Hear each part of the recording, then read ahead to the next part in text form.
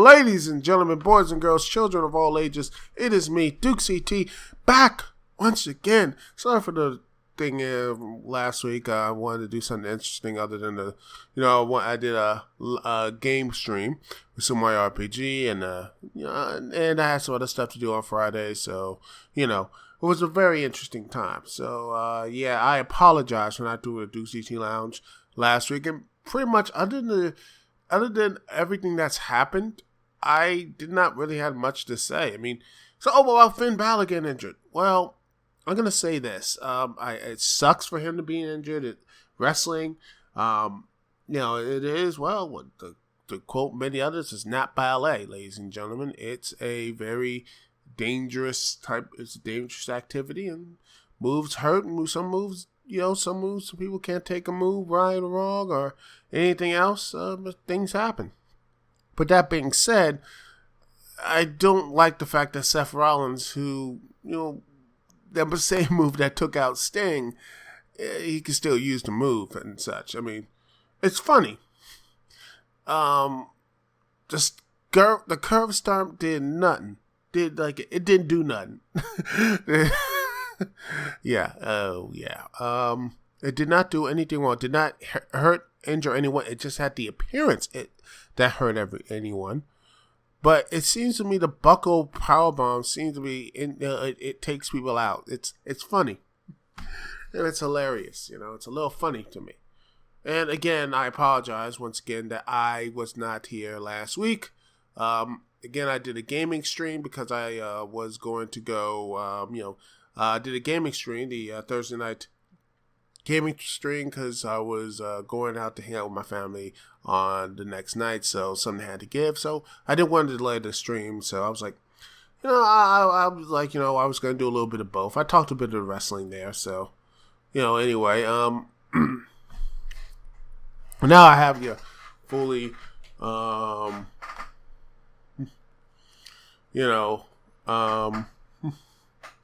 and such, and I felt like, I think there was a lot of interesting things that did happen. Honestly, another interesting thing, we had a pretty solid week of wrestling. No, seriously, we got a pretty good Raw episode. I think there was some really good stuff there. I like the previews for the build-up for the Fatal 4-Way. Very good stuff there, and I'm going to talk about it in depth later. SmackDown felt really good. I'm going to say this. AJ Styles is continually to morph into this over-the-top 80s villain with this headband he wears, and he's doing that way he carries himself. He's like one member's jacket away. Like, he's just like dude just like can't let the 80s go. That should be his character. He can be the 80s bully, but just can't let the 80s go or something. Like, hey man, the 80s was a good decade for some people, and you had a good high on it, but man, you got like 3 kids, man. And you gotta take that 80s look off, man. The 80s are done. It's over.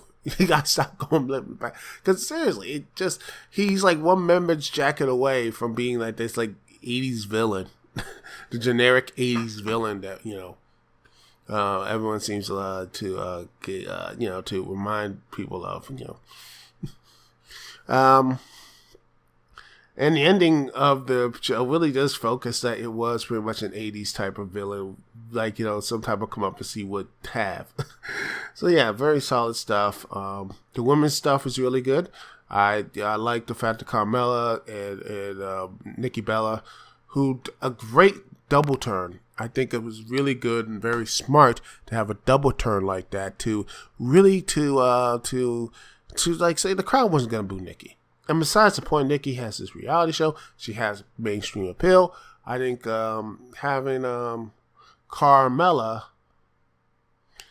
be a heel and work with her, and she's actually been really good. She felt like she found her place. I think she found her place to being this heel, and I like it. I like her finding a place. Naomi, I'm rooting for Naomi to get the title because she has been a very steady hand. She's very athletic. I'm thinking, give her the belt. I mean, Becky Lynch, I don't know. I like Becky, but I think she needs she has been losing too much. I would say save her big win to WrestleMania and something like that. Have her chase the victory a little longer because I think she needs to get like some more big victories on her belt. Win some non-title feuds. I think that to me it would be better. I think she should go into a feud after, go with a feud with Alexa Bliss. Build that thing up and have some with Eva Marie when she comes back. Build her up, and then probably around the Royal Rumble, have her face or maybe WrestleMania, and have her win the SmackDown title there. Have that big moment, or Survivor Series, somewhere that I want to build, ladies and gentlemen. That's the most important thing. You want to build this character, to build her into something really as not only as a face, but also someone to be a really good pillar for SmackDown and everything else. That's what I would do. Tag team tournaments, I'm rooting for Heath and Rhino. I think that would be really fun. I think that's going to be a really fun team. I loved when they got on Talking Smack. I didn't like their whole, promo thing, jokish thing. I was like, okay, Heath's poor, whatever. It was hilarious. But in the end, I want them to win the tag belts. Have them for like 2 months, a month or two. Then have, say, the Usos win it. And then you build up American Alpha. You build them up. Have them lose the titles at... Have them lose the belts to the... have the Usos drop the titles. Maybe Royal Rumble, maybe WrestleMania. I would build again. I like the long chase, or probably Survivor Series. Hold them titles for a while. I want the Usos to really get good because they've been really good so much. They got heel. Turn them heel. Have them win the titles for 2 months. Hold them off to WrestleMania, and then boom, you have a new champion. That sort of thing. I like the long story. Not the short, that sort of thing. I like the long game, I like to play that long game, have the people like them, over time, people really care about them, and then have them win. I understand striking on the iron's hot, but after that, sometimes, you're like, well, they build great matches, but I want to see them struggle. Let's see them struggle a bit, and let's see if they can take, that sort of thing. The chase was really, let them have a chase and then let them have a victory. That's what I feel. That's what I think would be a better statement for them to go through. What else, ladies and gentlemen? What else to talk about? Well, other than that, I do dread the fact that you're going to have a Shane McMahon and Brock Lesnar feud. I can't stand that. That's going to be really cross. But overall, this week is good, including the Impact. I just finished watching TNA Impact. I really enjoyed that as well. I loved the whole DK and Broken Matt Hardy, the Broken Brothers. They have really, the Hardys have reinvented themselves. And I am really liking the fact they are continuing to do this whole, the final deletion too, the KR deletion. Man. Shoot. That might be my Halloween review, man. Shoot. I gotta step my game up. I gotta do this. I gotta finish up my Ghostbusters review. I'm gonna finish that up. The Ghostbusters 2009 review, I'm gonna finish that up. Then I'm gonna finish up the SummerSlam, which is my next review. And then after that, I'm gonna do straight up maybe I should do that. If y'all want me to do a final deletion, maybe I should. I don't know. Should I? I have no idea. But it would be something very, because this looks to be something, again, I want to do them, but I want to wait. Let me wait until the storyline is done. That, I want to see if the storyline is done, then I'll do final deletion, and then we'll do all these type of things. Because, I want to just have the whole picture set up and seeing how it looks and everything like that to see where it goes. So maybe not, but it will be something I'll probably talk about on the Dukect Lounge with many many other people as well. Maybe a Patrick, Alexander, someone like that, ladies and gentlemen. If y'all want to have him back here in the lounge to talk about that subject. But yeah, overall, I really did enjoy Impact. Had a nice Ultimate X Gauntlet match. Very good match with a very cool finish with DJZ jumping at the title while the Hounds Dynasty were fighting it off and then jumped in and got the belt. Fun, exciting.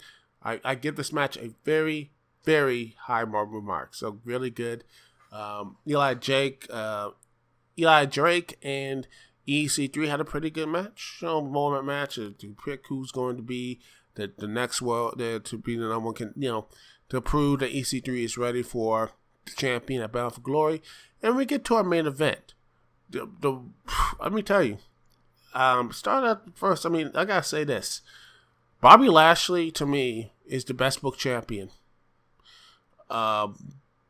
Is the best book champion by far, by a country mile, right now in the United States. He's better booked than Adam Cole. He's better booked than Dean Ambrose. He's better booked as than the new champion. Universal Champion. He has the look, the swagger. He is smart and capable. Heck, he drove a wedge to a point of Miracle and Moose, which, by the way, that wedge was slowly happening. But yeah, he filled the head with Moose, and he's like, yeah, let me just, that sort of thing. He put his webs in there, and that sort of thing. I really like that. That to me shows me that Lashley is a thinking man's champion, and he could outthink you and do mind games before he gets in the ring and demolish you when in the ring as well. And he did a pretty good amount of that, but I gotta give props to Maria, which, by the way, Maria was savage tonight. Just wow. At first, she set up a match to set herself up as Knockout champion, as Ali, the Knockouts, she was her assistant, her secretary. She had her lie down and take the count. 1, 2, 3. And then she became the new Knockouts champion. I am woo. And then not only that, it wasn't JB who had her announce the title and had her put the championship on her. I'm like, damn, that is cold-blooded. And then later on in the evening, you have the main event. You had Lashley versus Miracle. Maria came in and actually was a very, very, this match with no disqualification. She helped immensely for her man. She hit like the brace that she had for injured hand. I think that's why I'm gonna play up next week. So you might have something with Gail soon enough. And not only that, but she used the Knockouts Championship to KO Lashley. And I'm like, she was ready to go. And I'm like, yeah, why? This is something of universal crossing of something that WWE doesn't really do. It's something like, hey, you know what, we're gonna do some things like that. So I really am, good as well. I think this is a really good idea. I like this.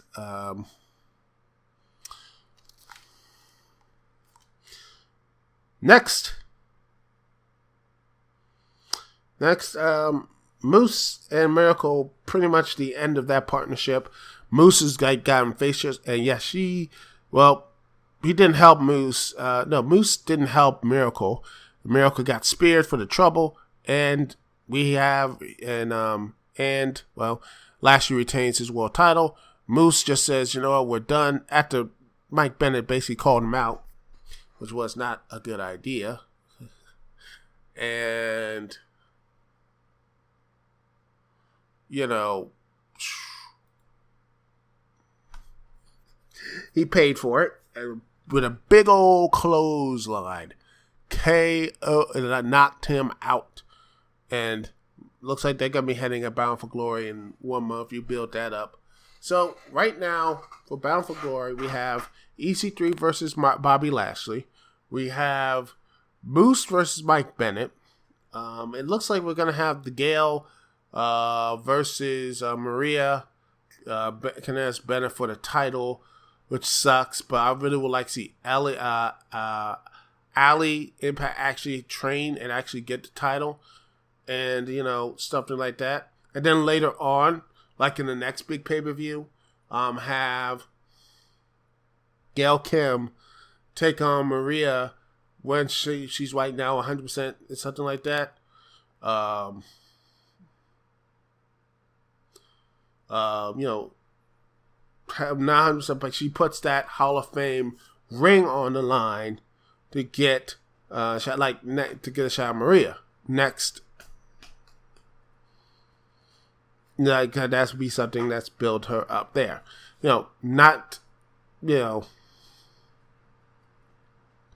Something like that, which hopefully that won't do our knockouts like a Gail Kim puts her thing up and then puts her Hall of Fame up and she gets a title shot that way, which would be just stupid. But then again, that would probably TNA would do. So scratch, Ali will probably just be laid on the fault to get Gail Kim title back to get somewhat revenge. It's sad. But maybe they'll build that up and hopefully you have, Ali train to be a wrestler and then beat her up like in a month, maybe at Slammiversary, when the heat is pretty much dead. It's pretty stupid, but that's what I see happening. Unless TNA can surprise me. But whatever. Let's see what else. Okay. Aaron Rex taking on Drew Galloway, which, they had a brawl tonight. And we'll have Decay taking on the Broken Brothers, Broken Matt Hardy, and Brother Nero in a tag title match. And I think it'll be very interesting to see after the final deletions or delete or Decay, which will probably be more interesting in that. By the way, what happened to Bram? I don't know why, but I see Bram coming back and helping the defeated Decay will have to have the momentum because of Bram. So yeah, that's what I think is going to happen. Oh man, I talked for over 20 minutes. Oh goodness, it's on the counter here. So yeah, I'm gonna take a small little break, and when we return, we'll be talking about Kevin Owens winning the Universal Championship and what is the positive and negative effects of that. And afterwards of that, we'll talk about the WWE CWC week number 8 review of that tournament. Right back, right out of this, and we're going to be listening to some, I'm feeling a little bit interested. Let's take, we'll play a little something from Super Mario RPG Booster Tarantino with DJ Pretzel here on the Dukect Lounge. We'll be listening to that live. Well, hopefully you will enjoy it. We'll be right back right after this.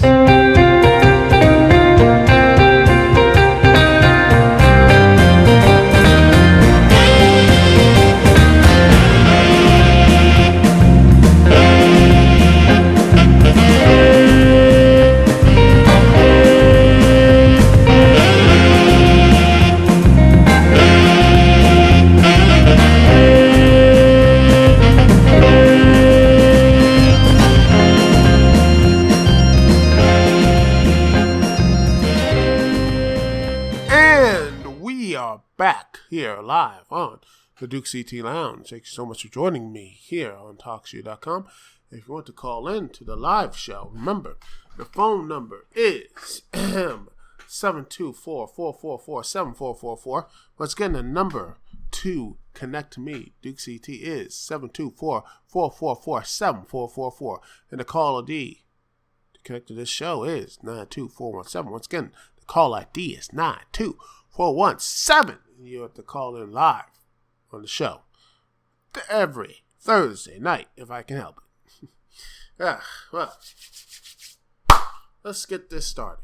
Kevin Owens wins in a very interesting and fun main event for the Universal Championship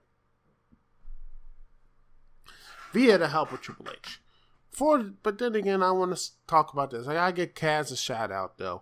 Kaz looked pretty good in this match. I think he needs some seasoning. I think him and I honestly think a little storyline thing for me, he gets pissed off he lost. He's so mad that he takes down Kevin Owens. The next time they do, I think he takes down Chris Jericho's head, and when they have a Jericho the rematch or something like that, they pin him and that sort of thing. He's pissed. He's not joking anymore. That sort of thing that motivates him. Also, that motivates them so much that they become the number one contenders for the championship. At this point, I think the Gallows and Anderson train is over. It's over! I don't care for them. I would have Enzo Cass beat New Day, and they become the ones who defeat them and become the champions, and they start wrecking stuff. Mostly Cass starts wrecking and starts just killing folks, ladies and gentlemen. Yeah, that's how I would do it. But that's just me. But Cass did a pretty good job. I will give props to that. Cass did a very good job here on the match. Seth Rollins did pretty good stuff. Roman Reigns did some good stuff. Owens did good stuff as well. Like the fact he just said, watch this, Mick Foley, and he did the running, jumping elbow off of like the ring post, saying, Mick Foley, bang, like this is his show. This is his show. Owens doing that to see that he is the guy. He's going to be the guy, and then they were fighting. It's a shame that Taz was knocked down first, but I knew he was not going to win. Even though some people wanted him to win, because I think he was the only true good guy, the hero, or baby face, ladies and gentlemen, in the card, on the show, on the main event, which is sad. But then again, that's another issue that WWE has. They don't have really good, genuine heroes. They don't have them anymore. They just have They just have all pretty much assholes. A remnant of the Attitude Era. If they wanted to be WCW so bad, they should be like WCW. WCW, for the most part, had clear good guys. Even with the when Crow Sting was around, he was like a chaotic good. You had guys like Lex Luger. Let's see who else. Let's see who else was on that good side fighting the fight. I mean, you had guys like, say, Rey Mysterio, Dean Malenko. You had Chris Wall. You got guys who were on the side of the Angels for the most part when the NWO hit and everything else. When they were just really good people. They were good people and that sort of thing. The good guys, that sort of thing. The heroes. And I'm missing people like, say, DDP when he turned face. He was actually becoming less of an asshole. That sort of thing. He still had that type of moment. But yeah, they actually had, more, they were less like assholes. You know what I mean? WWE's like, who's going to be the less who's the asshole that's like lesser? They don't have connections. They're not overwhelmingly good. There isn't. And that's a shame. And I really wish they could go right back to that. And I really wish the WWE could go to that. Roman was basically making fun of a dude's wife and injuring one person before the match started at SummerSlam. So, yeah, he gets included in the match because of reasons. And he's a hero, ladies and gentlemen. It doesn't work. He doesn't have the charisma to pull that off. He ain't no Rock. He's silent. He should be like Kevin. I mean, at this point, they're trying to make him like a Rocket, Kevin. No, he's like Goldberg. He should be killing dudes, hitting people up, being as smooth and cool as hell, and just killing people. And maybe he's doing that, but he's not really doing it as, what's the good word for it, ladies and gentlemen? He's not being, consistent at it. Not really. Yeah, he's trying to be all jokey and everything else, but that's a problem with WWE. They're booking and running stars the way that Vince McMahon wants to, and that old man is so super out of touch. It's not even funny. And again, it's funny. This dude came on TV on the ads. He's like, "We don't want your intelligence to be insulted, please." Vince, man, should have been. Someone should have 86 Vince 10 years ago. Seriously, Vince should have been lost control like 06. That's real talk, man. That's real talk. All right, but back to the point. Again, there was a good match, and then Triple H came out of nowhere, and Pedigree Reigns, their top babyface, 2 loud cheers. By the way, this is Triple H, mind you, the authority douchebag Triple H, the guy who called Bryan a B-plus player and did everything he could to stop Daniel Bryan, and basically wanted to destroy his career, and pretty much did. That guy, he's cheered like a conquering hero.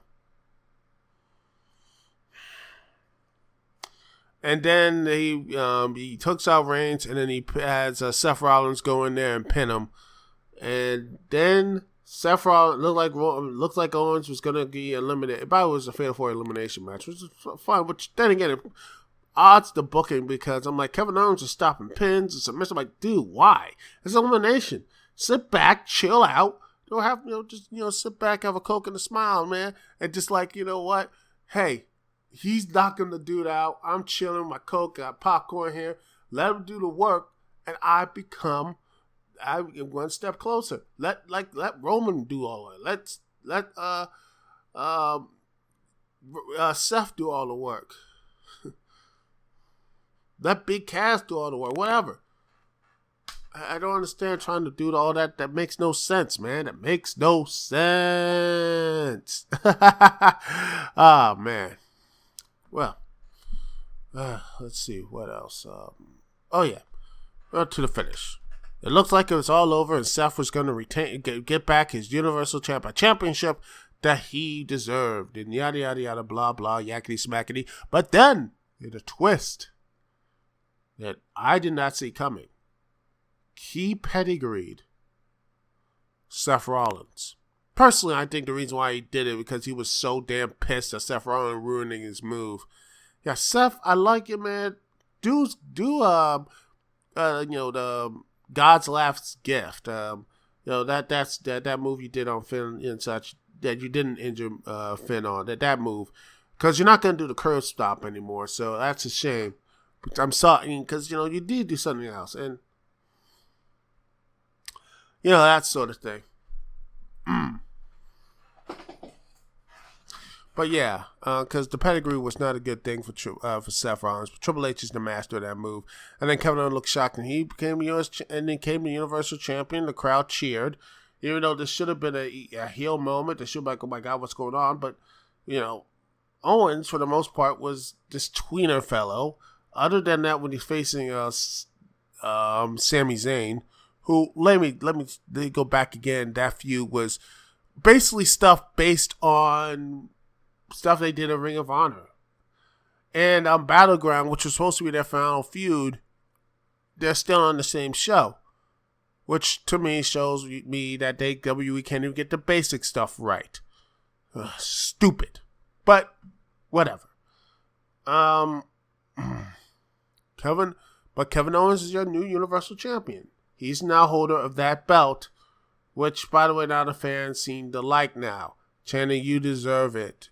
You deserve it. No, I like Kevin Owens, but I don't think even he deserves a shitty belt like that.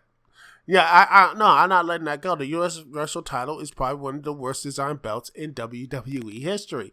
And believe you me, scratch that. Might be the worst thing in wrestling history. That belt looks so bad, it basically makes you wish, hell, you know what? It makes me long for it looks like something it's right up there, ladies and gentlemen, with the TNA Jeff Hardy Fishman title right there, man. It's just like, heck, at least the Fishman title was actually somewhat creative. I mean, that sort of thing. The Immortal title. But this was just, to me, is the worst sin of a championship. In fact, in anything in entertainment. Laziness. No one should be praised for laziness, and that title is indicative, the epicenter of what WWE is right now for their main products. Laziness. And that is something I cannot stand. And most people, you guys, don't want to stand either. That's just my opinion. Alright. Back to Kevin Owens. Owens, well, he deserves the belt. He has worked hard. in his career, and he has a distinct personality. And, you know, I see his child had a great month. He was happy, and screw you, ESPN tweeter, the person on Twitter trying to talk bad at him, you know, screw you. I'm not giving you that dude's name because, honestly, I don't want to get any popular, you know, I don't want him to get popular off of what, you know, something like that. I'm not going to give him, you know, give his name out there. I'll put the tweet up there myself, you know, see what it is. You can go and look at it. But also, I love everyone else, and everybody just completely bashed him too. So I don't need to say much about him because saying that he's an ass, but everyone else pretty much went off town to him, and I love it. Love it. Anyway. But something I don't love is I just don't see Kevin Owens being the person to bring in more people in. It seems like it's more of the hardcore fan base. And a lot of people might not like this, but you need to hear this, ladies and gentlemen. Kevin Owens is not going to bring you casual fans. He's not bringing anyone new in. He's bringing maybe hardcore fans in, maybe, but he's not going to bring people in, and that's something you guys and gals need to hear. You need to hear this, and I mean, he does not bring people in, and I hope I'm wrong that he won't bring people. I want him to bring more people. I want Kevin Owens to shut my fat gob up, but I know I'm going to be right. Ratings will probably go dip down, and with the NFL coming back, I probably won't be watching Monday Night Raw next week because, let's be honest, I'm going to be watching the Washington Redskins, Washington football team. I don't want this to be demonetized without saying something wrong. Yeah. YouTube, you always seem to do something stupid. Being ignorant. Yeah, that's a big word, so they probably won't know what that is. So. Anyway. Ignorant about their whole practice and such, you know. But I'm not making much of a cent on YouTube. But I still love the people follow me and watch me. I got over 1,000 subscribers. You know, I feel like I'm good, but, you know, I need to get better. I'm not going to reach like places like Philly Domenico or maybe even Saga. Hell, I'm not going to reach the place like where Saga of a Cod. Never, you know, maybe one day. Maybe, you know, one day or something like that. Or someone like, you know, Tyler Preston 20 or, you know, Edgy Spinks or Fountain T or whatever. I might not reach those heights, but I hear I'm good. But I will continue to try to get those places. But again, it's a hobby of mine, and I will continue to work on getting to the higher plateau, ladies and gentlemen. That is what I do. That's how I and you guys will continue to work, continue to be higher and getting these interviews, getting people to come here and being a part of this great thing I'm building here on this YouTube channel. Not just the YouTube channel, but beyond that as well. But let's get back to the point. Kevin Owens, champion. Is he going to bring people into the arena? Are they going to bring him to the public? I don't think so. I don't think he's going to do it. It's more niche. He's a niche guy. He's not someone you can really bring around as casuals. Heck, I don't think even Roman can do it because Roman Reigns, the ratings dropped as well. There's no big guy right now to bring in casuals.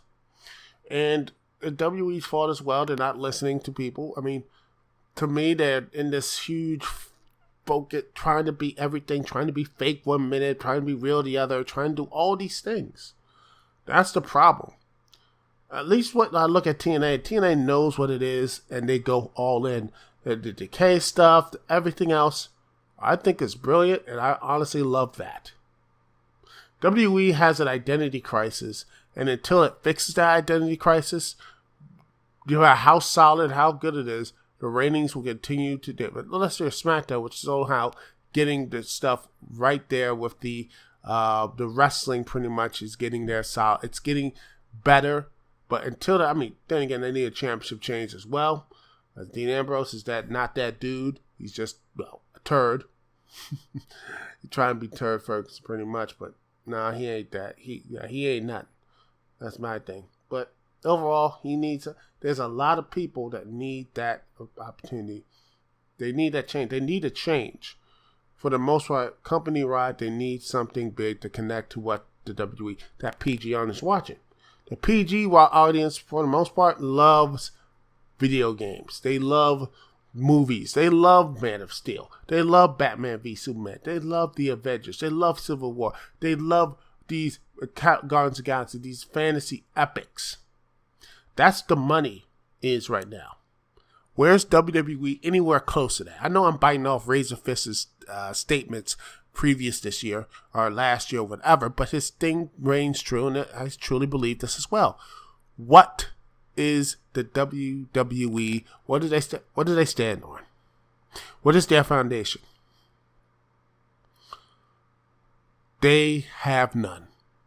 They're trying to please everyone, and at the end of the day, they please no one. And until they find a path, and until they know what they're doing, until they need to get something more creative, they need something great, they're just going to be circling the drain. Raw's going to continue to circle the drain, and it's not going to be pretty, folks. Once they get to that 1 point, they're going to get to that 1.4 or 1.3. Hell, if things keep up this way, I wouldn't be surprised Impact Wrestling is gaining up views, ladies and gentlemen. They're getting higher.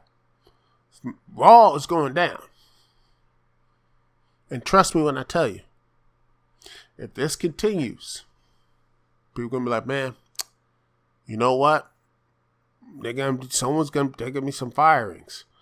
And the only way you can fire all of people up saying, oh, see the small guys, midget, or anything else. No, it's not that. That they didn't build up their people that they need to build up. They haven't found a good tone. WWE has no tone. And last but not least, the person that needs to be fired and needs to go away will never do it because he owns the company. Vinnie Mac.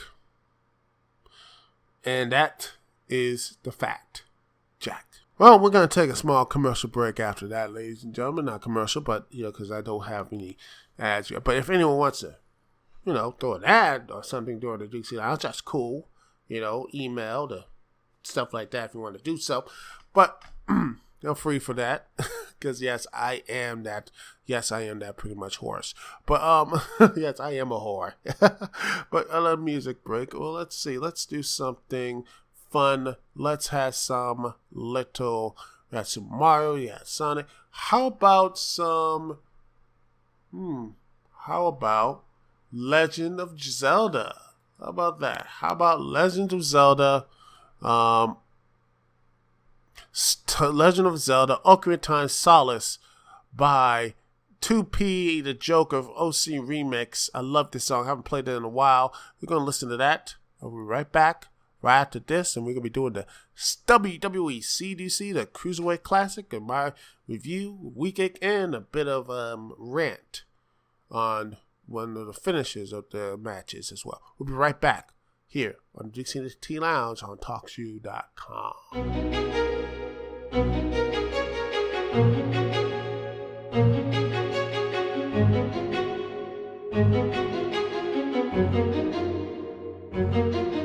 Outside on the corner where I caught the bus, thinking in my head it's colder than I thought it was. Sometimes life is like that, and you just quiver your lips, whisper a wish, hoping someone might give us deliverance. Now deliver this message, think I could live with this message. You could just give a few seconds to come and sit in my presence. And yes, it is so precious, yes, it is a blessing. Next, I'll attempt to express it with every heavy breath, cause just to make it worth it, and just to make it real, you always made it perfect, and that's the way I feel. Sometimes we think too much, and we lose control, but it's not what you know, no, it's who you know. Days that will not end, I'm sure you've had them too, wishing you're still in bed, and yet we have to move. This is what passion do, this is what passion does, it's on my planets too, start sending back the love. And we are back here on the Dukect Lounge. Thank you so much for joining me here on TalkShoe.com. Phone number to join in the show, and it's live, ladies and gentlemen, is 720-888-8255. 724-444-7444. Once again, the number is 724-444-7444. And the call ID to connect to me, Duke CT, is 92417. Once again, the call ID is 924-7. Yeah. Whew, I am in a good mood. We're going to end in something positive, ladies and gentlemen. We're going to end on the WWE Cruiserweight Classic. Whew, let me tell you, ladies and gentlemen, this was a matches here. We don't have many, but we only have two. Now to the Elite Eight, and pretty much but WWE can't say that because they don't want the NCAA coming after them. So, what the hell? It's the Elite Eight. So, let's see. We're going to be talking we're going to talk a bit about Grand Batik versus Akira Tozawa. What a match. This match, I think, was really good. It started out slow. It started off really, really slow. Started off slow, but it actually picked up good steam. And you had some really good. Metallic is a very good high flyer. It is someone that someone to do well, and I think he does have the connection with the crowd. I love his moves and everything else like that. And Tozawa, well, he has the stiff slaps and chops, and he gets the crowd with screens and crowds, and then says quiet. Nope. And then he has and then he sees some really good stuff here. And it's some really good, nice suicide. Great, again, nice high flying moves with Tozawa. Not high flying, but Metallic. Really good stuff here. But in the end, you had I love the fact that the finishing was really good. You have Metallic counters the first German, but then Tozawa's like, screw that, hits the German anyway, then deadlifts him, and then he gets the kick out of two, and it's like, what? Nope. And then out of nowhere, Grand Malik hits the Matique driver for the 1-2-3. And it was a fun match. I really do. It's a good match. Not the best of Metallic. I think it's not the best out here. I think to me, Tozawa's best match was with Gallagher. That match was just amazing. But to be fair, I really had fun with this match. So, yeah. Next up, this match has a bit of controversy, but overall, I still very enjoyed this match. You have Brian Kendrick versus Kota Ibushi. And let me tell you, these guys had one hell of a match. And you had Brian Kendrick doing everything and anything to continue to wile his way into winning this match, using every type of move, these sneaky type moves, and all these type, which does fit the character, saying this man is desperate, and he wanted him to get outside the ring, and I like the fact that he got him out of that ring, and he used the guardrail to just put, to take him down with a guardrail. I like that. Even though you have Ibushi landing a golden triangle moonsault to JC early in the match, and doing some really good hard kicks, and all these type of things, and then Kendrick doing his favorite move, the slice bread number 2. I like that move. I thought that was going to be one hit because Kendrick seems to be doing everything to pick up everything. Super kick to slice bread number 2. And honestly, to me, right here, what Ibushi did, which he did some stuff, but I think this was the best thing out here, was he grabs Kendrick from the opposite side of the ropes into the second, at least a German suplex over the ropes. I'm like, that should have been a finisher right there. But no, the match continued. And then you had a bully choke. Kendrick just bending the Ibushi's neck. But Kota Ibushi just continued to power out. But then you had Kendrick unleash a move that I have never seen live. A burning hammer. And holy crap, Ibushi just looked like it was done. And on the neck, with Kendrick Ibushi has neck issues, and I was like, this match is over, Kendrick's going to win. But no, he loses. No, in fact, he rolls up, and Kendrick, gets a nice hit. Kendrick couldn't put him away. And Ibushi hits some nice kicks, and he hits the Golden Star Powerbomb for the win. Very good match. Almost great, even though I would have called it great if they would have finished the match. If they wanted Ibushi to win, should have had that German suplex over the ropes. That should have been the match finisher. Instead, they did this thing of which I honestly this is my biggest pet peeve in wrestling, is the finisher show off. These guys doing all these finishers without knowing the basic of it, don't know any type of psychology of it. I hate it. It's just these moves. If you know the history of the Burning Hammer, you realize that is not a match ender, that's a feud ender. That's it. You are done after hitting that, ladies and gentlemen. That is right there. That's the end. In fact, it is so the Burning Hammer is just so, yeah. Kenta Kobashi only used that. You know how many times? It was only like 10 times. He only did it less than 10 times during his entire career. That's how that is like, you know what? This is the last thing in this trick. That's it.